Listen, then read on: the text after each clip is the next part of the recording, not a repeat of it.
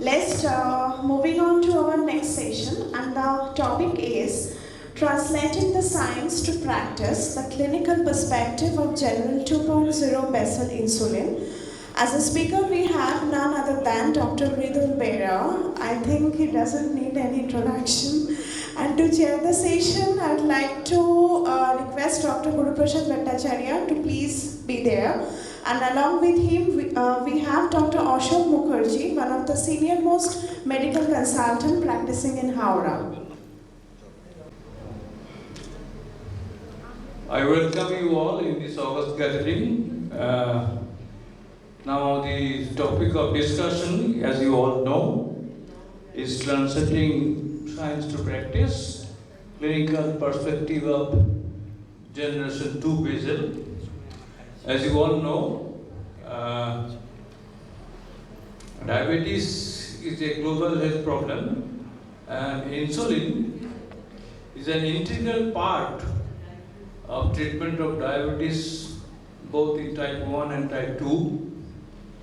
And almost a century has passed after the discovery of insulin, and when we have witnessed enormous and sea changes in development of insulin, particularly from, say, bovine insulin, start with pork insulin, then human insulin, then short-acting insulin, long-acting insulin, ultra-long-acting insulin, basal insulin, and as of now, after OAD failure,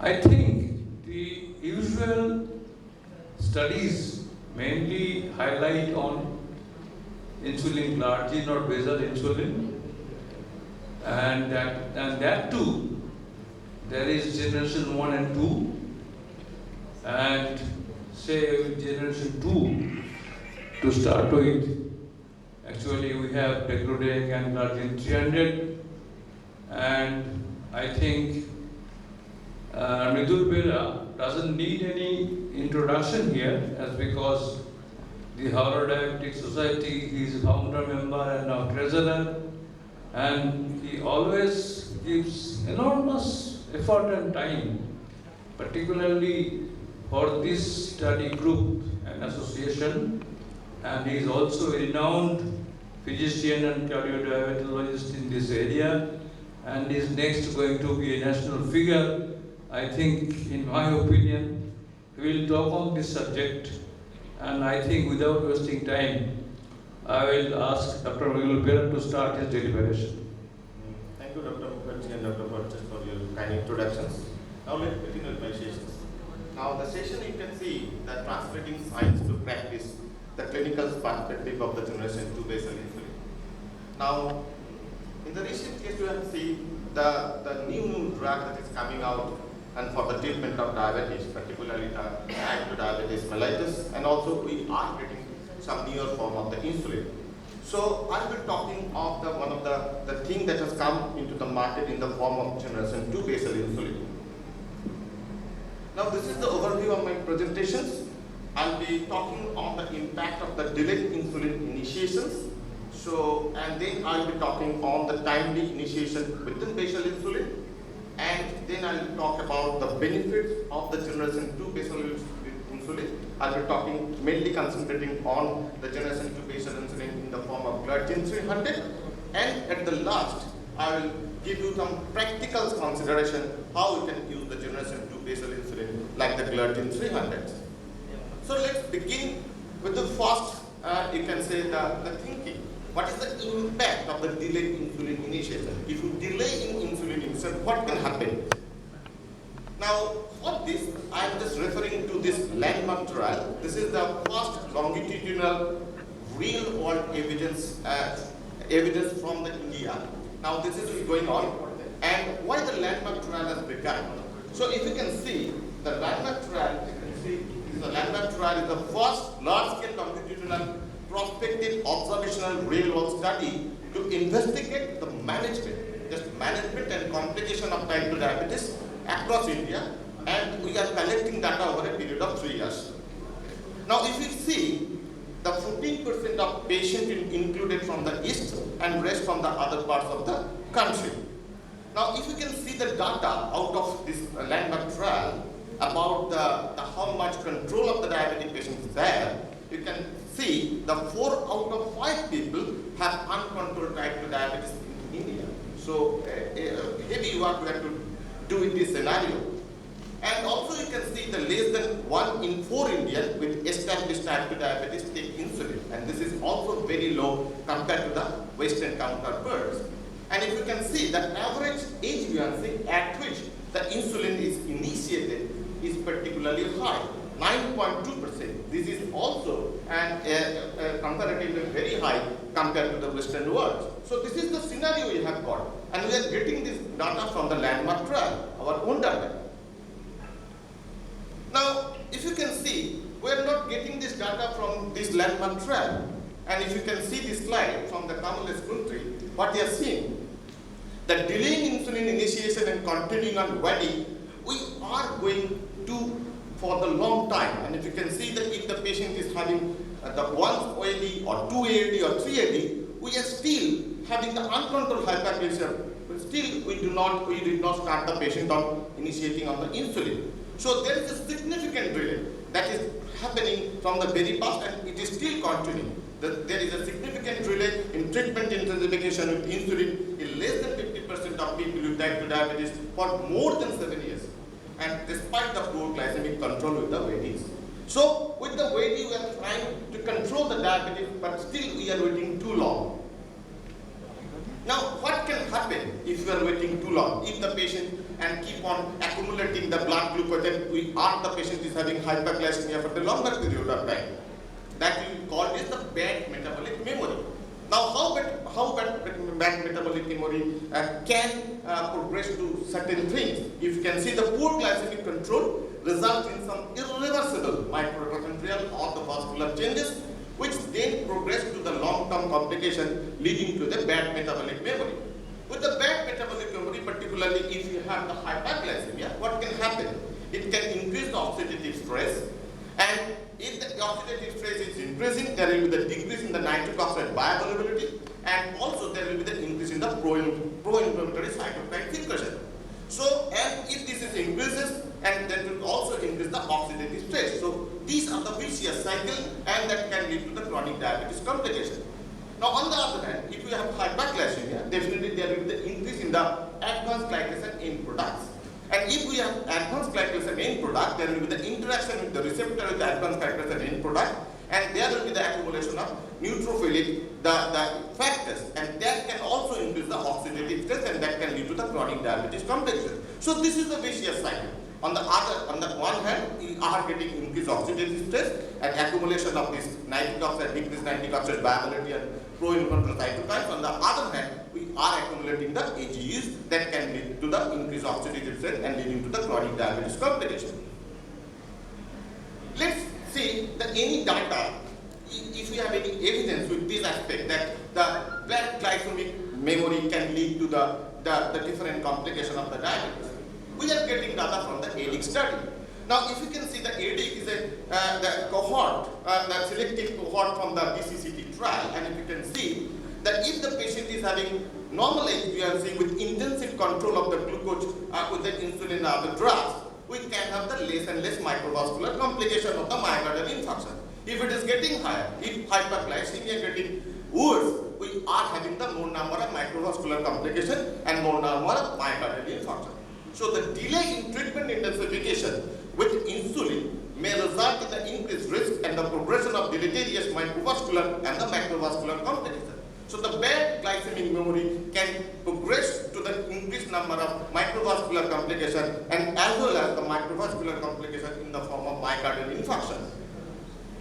Now let's say, and if we initiate the patient with a timely manner of using the basal insulin, what can happen? Now, if you see the data from the UKPDS, now if you can think of the UKPDS, I think the UKPDS is the father or mother of all the study. It was started from 1997 and 1977, and it ends at around 1997, and these patients are followed up for 10 years. Now, if you see the UKPDS data, you can see compared to the conventional arm, and if we go for the intensive arm, where the patient was getting the insulin or the patient was getting sulfonylurea and insulin, you can see that the HbA1c has been reduced much more in the intensive group compared to the conventional group. And now what happens?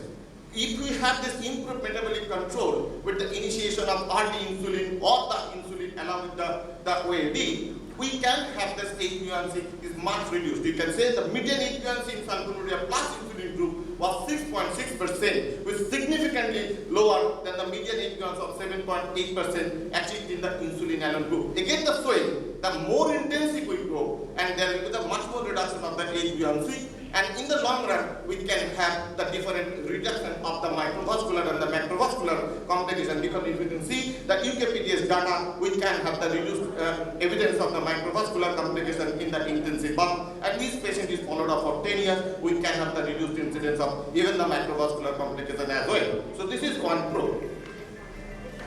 Now talking about the conventional thing, how we can use the anti-diabetic drug in an anti-diabetic management. And if you can see you can say the conventional, the sequential approach, stepwise sequential approach is that we begin with the most of the time with the diet and exercise, then HbA1c when it is not controlled, and we started to give the patient the OAD monotherapy. Then again HbA1c is not going down after some months, after 3 months, we are also getting the patient to the OAD after attrition. So when you just giving the patient this conventional stepwise approach, you can see that we are getting the topsy-turvy curve. That is a sawtooth line of curve. But if we go on the intensive manner from the very beginning, particularly if you can use the insulin, we can have this curve where you can see the HbA1c has been reduced from the very beginning. So an earlier and more aggressive intervention approach provides a more rapid glycemic control and therefore improves the patient glycemic profile without significantly increasing the incidence of the side effects. Now this is the theory that I am talking about, the B-Smart therapy. The B-Smart therapy again is a therapy that is also very popular, the basal early strategies to maximize HbA1c reduction with oral therapy. What does it mean? Particularly what we have done with the B-Smart therapy, we are giving the patient we have initiated the patient with the insulin along with the OAD.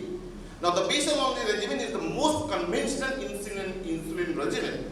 And you can start the patient with at the 10 unit per day, or you can start the patient with the 0.1 to 0.2 unit per kg per day, depending on the degree of hyperglycemia. If it is HbA1c less than 8%, we can start the patient of 0.1 to 0.2, and if it is getting higher, that is 8.5, you can start also the patient with the 0.3 unit per kg. Now not only that, the timely insulin initiation leads to a long-term reduction in the complication and improved outcomes. This is the approach you are getting, and this is you can say the indication that you have been giving. And basal insulin should be injected at the appropriate time with the prescribing information. And so you can start the patient with the timely manner. Now, what does it mean that the basal insulin analog? What is the advantage of using the basal analog? It provides the advantage of the flexibility of time. Because if you use the Glargine 300, this is the generation 2 basal insulin, it will give you the advantage of flexibility. You can use plus minus 3 hours. So if you use the basal insulin, particularly the generation 10 basal insulin like Glargine 300, and along with the OAD, you can definitely achieve the HbA1c in much tighter way, and that also reduce the complication of microvascular and the macrovascular complication.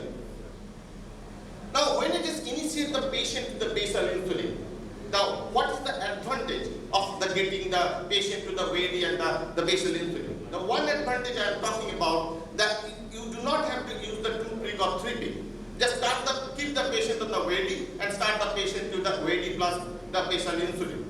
Now the question is, if you can continue the other OAD when initiate the patient with the basal insulin. Yes, we can do that. Metformin could be continued, no problem. Incretin therapy, SGLT2 inhibitor, we can continue, no problem. Yes, the TGDs, we can also continue, but again the thing is that when you initiate the patient with the basal insulin and along with the TGDs, that can decrease the HbA1c and that can also decrease the hypoglycemic potential. But the thing, and both are the weight gaining, both have got weight gaining property. Now keep it in mind. Use of sulfonylurea, there is no problem. You can use the patient with the basal insulin. But again, when you just use the patient with the sulfonylurea along with the basal insulin, sometimes you can fall into the more incidence of hypoglycemia. So the dose should be reduced. Now let's see what is the benefits of early basal supported oral therapy. Just take a look. Basal insulin is capable of restoring the residual beta cell function. So sometimes some form of beta cell preservation you can also expect with the use of the basal insulin. And also the early insulin attenuates the risk of microvascular outcome and also some amount of macrovascular outcome. And because we can achieve the HbA1c in a tighter way. The third thing, the early basal insulin add-on to the oral drug lowers the risk of hypoglycemia. But again, the point is you have to use it very judiciously. And if you control the hypoglycemia, you can also some amount of weight reduction you can continue. Because if the patient is having hypoglycemia, then patient tend to take the extra amount of food that can cause also the weight gain. But if you use the basal insulin, I think this is one of the best way to get the patient in a much controlled way to use the HbA1c and also to reduce the complication rather than go for the premix insulin or the basal plus insulin. Now take a look at what is the benefit of the generation 2 basal insulin. Now for that matter, and you will go to the evolution of the basal insulin. Now the first basal insulin that was started from the 1946 is the NPH insulin. Now the problem with the NPH insulin, you can see with the graph. The NPH insulin has got the peak. And if you can see, when you just got a peak, there is every chance the patient blood sugar will be cut down very quickly. And also its duration is not so much. So we have got greater variability of the glucose control and there is the duration of the actually shorter. So on that gap, the NPH insulin is replaced by the one of the better insulin, that is the glargine 100, or you can say the insulin dedicated. So this is the first generation basal insulin. And you can see the graph, you can understand that compared to the NPH insulin, the glargine 100 and the insulin dedicated have the flatter trajectory of graph. Now if you get flatter trajectory of graph, what does it mean? That means it will stay longer and it has got less peak. So it will cause less variability of glucose. Now the thing is also been changing from the 2010 onwards. Now again the second generation basal insulin has come to the market with the same theory, the insulin deglutide and glargine 300. Same theory, that means it has got much less variability and more prolonged duration of action compared to the glargine 100. And if you can see this graph, you can understand that compared to compared to the insulin deglutide, compared to the glargine 100, insulin deglutide and the glargine 300 at flatter trajectory of graph, causing much less glycemic variability and its duration is shorter. It's not what. So next thing, what is the difference between the glargine 300 and glargine 100? Now we have seen the difference that the glargine 300 has got less glycemic variability and it has got the much longer duration of action. But what is the difference, the actual difference between the glargine 300 and glargine 100 in time of the administration? Something that you can understand, the glargine 300, you can remember the number that is glargine 300, so it is more concentrated compared to the glargine 100. So when you just give the patient glargine 300, it has got smaller volume of injection, and the volume has been reduced by 2/3. And also it will give you the smaller subcutaneous depot of glargine 300 compared to the glargine 100, and it has got different absorption kinetic, so more gradual release from the subcutaneous depot will be occurred, and also the glargine 300 has got distinct PKPD profile compared to the glargine 100. So the glargine 300 has got some advantage, reduction in the volume, and got the smaller deposit in the subcutaneous depot, and it will release gradually and beyond 24 hours. Though the glargine 300 has same molecular structure, mode of production and metabolism as the glargine 100. Now talking about this thing, the glargine 300 has got more stable and the more prolonged PK protein profile, and compared to the glargine 100, plus it has got the flexibility of plus minus 3 hours. When you just see this graph, you can understand that. The first is the insulin concentration. Now we can say the glargine 100 is a blue color and the glargine 300 is a green color. So compared to the glargine 100, the glargine 300 has flatter plot. So it has got less variability. And also, you can see the insulin infuser clamp state when you go for the glucose infuser rate, that is the blood glucose. Blood glucose is better controlled with the glargine 300 compared to the glargine 100, and this duration of action is also getting higher and compared to the glargine 100. So compared to the glargine 100, the glargine 300 has less the variability, and also the action will be more prolonged. Now talking about the efficacy, yes, if you compare the two molecules, glargine 100 and glargine 300, I think they are two excellent basal insulin, no doubt about it. And if you can see the efficacy, now how you can rate the efficacy? Efficacy first, how much it reduces the blood sugar? There is no difference. At the end of year, at the 1 year, the HbA1c has been reduced in a comparative manner. But if you believe in number, there is some better reduction of HbA1c with the glargine 300. But the thing that is happening in favor of glargine 300 is the occurrence of hypoglycemia. And if you can see the hypoglycemia at any time of glycemia or nocturnal, especially the nocturnal hypoglycemia is getting lower if you use the glargine 300 compared to the glargine 100. So as the efficacious HbA1c reduction, they are same, more or less same. But hypoglycemic incident that has been getting less with the glargine 300 compared to the glargine 100, particularly if you are thinking about the nocturnal hypoglycemia. Again, some less weight gain, that also is occurring with the glargine 300, though this is very, very minute, and only 400 grams we can get to the use of the glargine 300, but again, that if you believe in number, then again the 400 grams is important.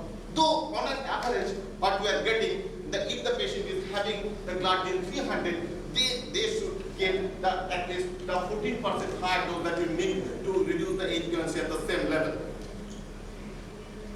Now, if we switch from the first generation basal insulin to glargine 300, we have enough evidence that we can switch the patient to the first generation basal insulin to the glargine 300. Now, when you switch the patient to the glargine 300 from the glargine 100, what are the other advantages you can get? Yes, pain. The significant improvements in the pain score that you can get with the use of the glargine 300.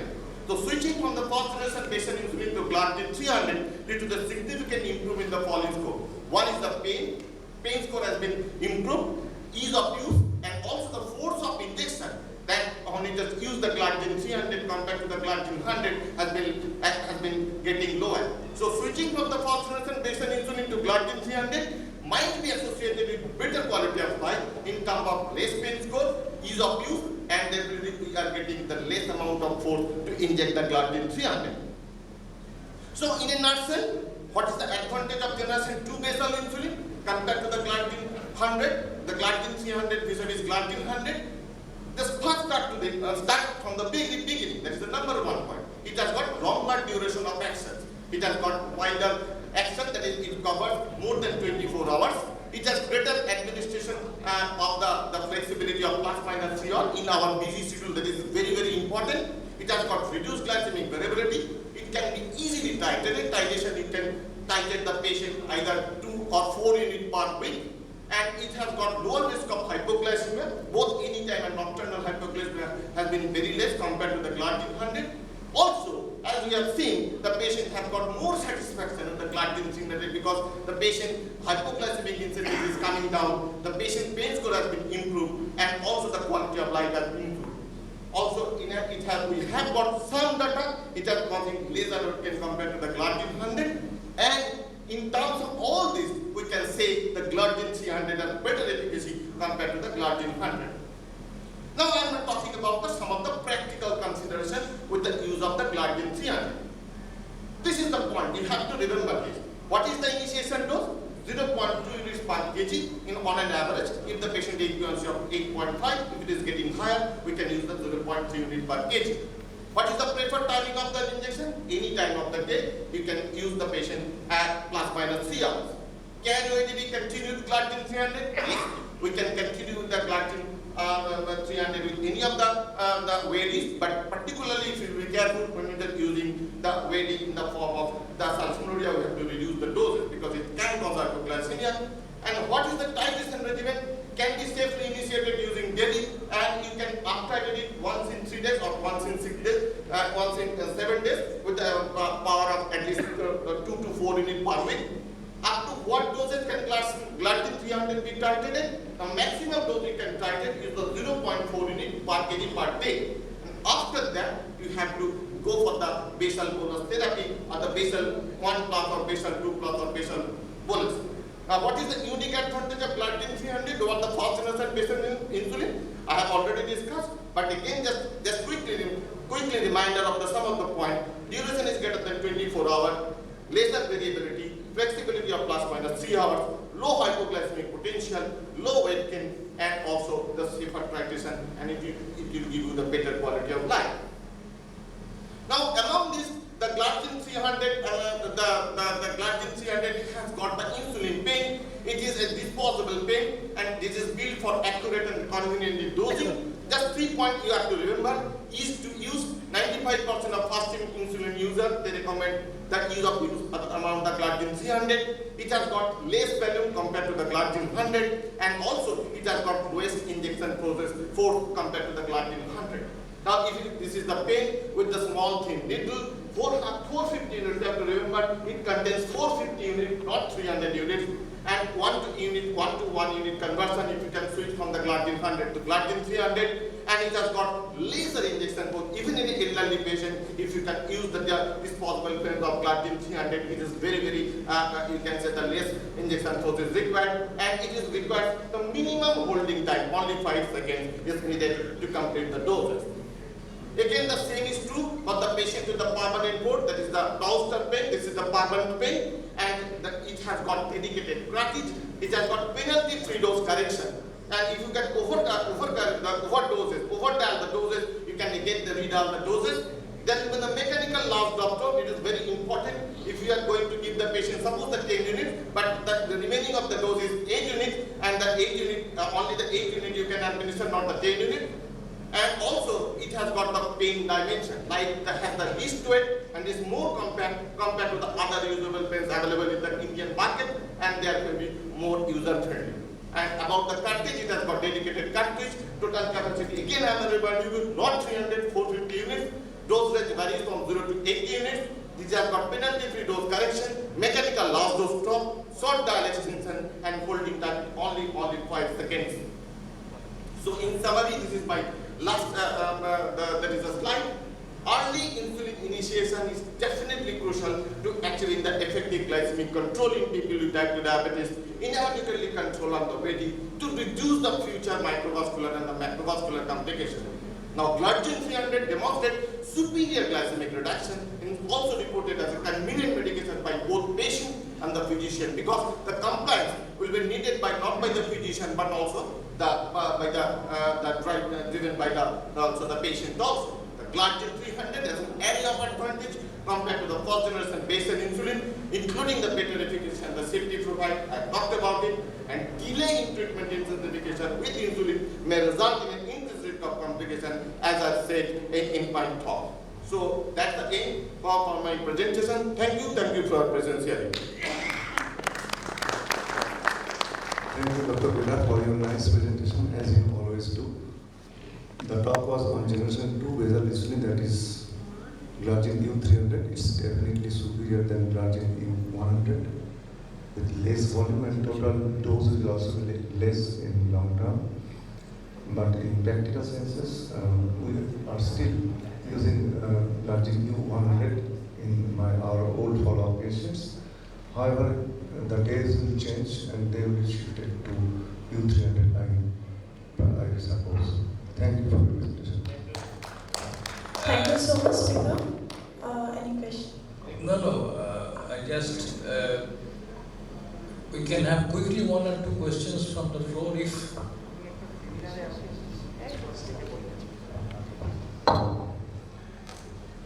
Thanks, Dr. Mridul, for such a forceful presentation. I have one comment to make. We are becoming convinced that the newer generation of insulins have scored much over the older ones. Glargine 300 is certainly a new molecule worth trying. But unfortunately, the barriers for initiation of insulin is still there. It is because of the patient factors also, they are not willing to go for insulin. And we as caregivers are also lacking to a great extent.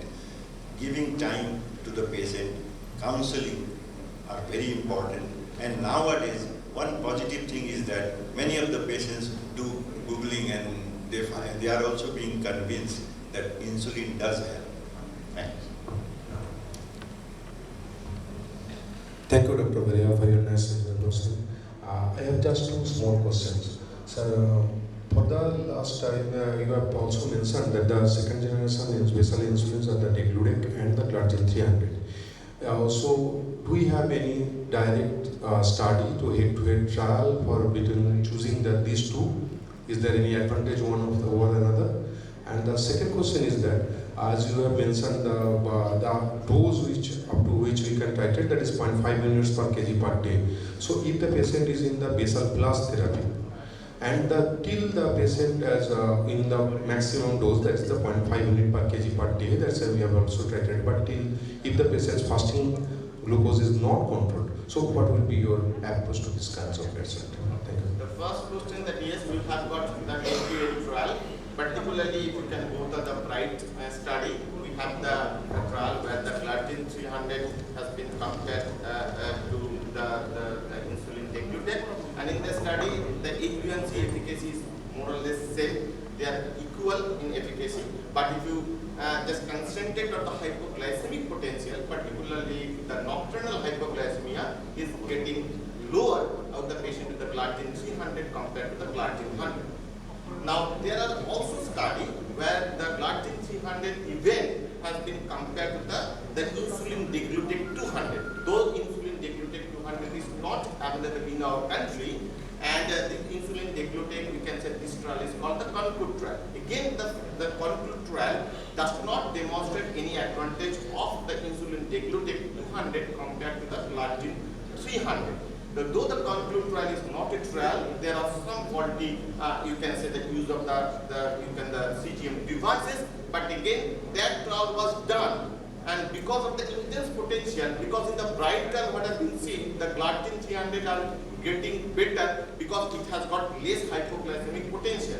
So the insulin degludec company, what they had suggested that yes, we can do the trial. The hypoglycemic potential of insulin degludec probably will be better than the glargine 300, but in the CONCLUDE trial and the primary endpoint was not achieved. So this is the comparison trial, that is the BRIGHT, though there is some real world evidence also where the glargine 300 has been compared to the glargine, the insulin degludec. There are efficaciously, there are less efficacious, but in terms of hypoglycemic potential, particularly the nocturnal hypoglycemia, and also the some subset of patients, because then if you go for the glargine 300, the BRIGHT studies, the subgroup analysis, the meta-analysis, in the different eGFR category, it is getting better compared to the insulin degludec, and also that if you can see the insulin degludec has you can say go for the PKPD profile, where the insulin degludec and requires the required number of albumin. Dr. Bera, please conclude. Okay, and so this is the advantage we have got getting better data with the insulin glargine 300 compared to the insulin degludec. And the second question is, what is it? Fasting hyperglycemia is not controlled, and we can definitely up-titrate the definitely 0.5 unit per kg of unit up to the basal insulin you can use, and if the glucose is not controlled, and you can add on to the prandial insulin like the you can before lunch, before breakfast, before lunch, and before dinner. And still the fasting blood glucose is not controlled, we can use the other ways also. So you can use the weight along with the basal 1 plus, 2 plus, or 3 plus. So, hello, it's not usually recommended to go beyond 0.5 unit. Yes, 0.5. It's not recommended. You should treat to the other nooks and corners of your breast. Thank you. Let us conclude the session. Thank you, Dr. Bera, for your nice deliberation and interaction. Now we declare the session closed.